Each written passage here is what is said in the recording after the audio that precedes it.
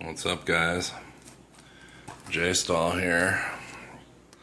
This is my customized Iris eco-power quadcopter. I cut all the outside protection off the blades, you know. Shaved some weight off this thing. It was really sketchy in the wind. I mean, it would catch it and she'd be like up and away, man. And I'm not that good a pilot, so it got kind of sketchy for me, but kind of got the idea from the Parrot 2.0. These things just went on sale, the Iris did, for 99 bucks at Amain. And I've had a blast with it so far. It's been really reliable. Just put a 1500 milliamp Li-ion in there. So it's got more power, more runtime. It's a little heavier, but still does all the tricks flawlessly. No problem, and it just looks pretty badass flying through the air.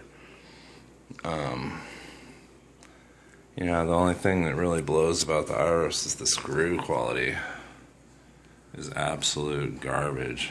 I don't know what they were thinking when they made these, but the heads on the screws are like butter, which makes it really annoying because they don't state what size the screws are, and there's no hardware kit for it. And I mean, I've got some really nice little micro drivers, and no matter what, it just seems to ruin the screws. It's happened to me 3 times now, just trying to remove the blade. Once trying to put it in, once trying to remove it. And then another screw on the bottom here was busted on the mount right here.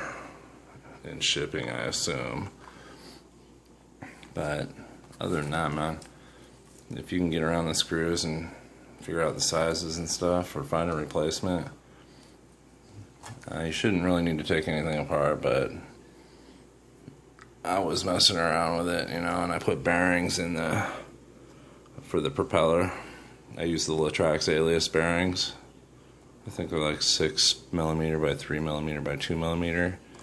Put prop bearings in the gear, so I had to pull all the props. And that's why I recommend pulling from the gear side here, and you get an Allen wrench straight in there, because the holes in the props are really hard to align with the screw, and any little false move, it'll ruin the screw. And then if you try to back it out with like vice grips or something, it'll just totally mushroom the head like it's not even metal. But other than that, the electronics have worked reliably, the motors are working reliably. If you have a crash, make sure you let off the throttle immediately. As with all of these brushed motors and these quads, are pretty sensitive and not very good. But for $100 right now, man, this thing is awesome. It's just huge. Especially with the full shroud on it, you know. But depending on it's just been really windy around here, so right now it flies amazing like this. So anyway, check it out, guys. Thanks for watching. Later.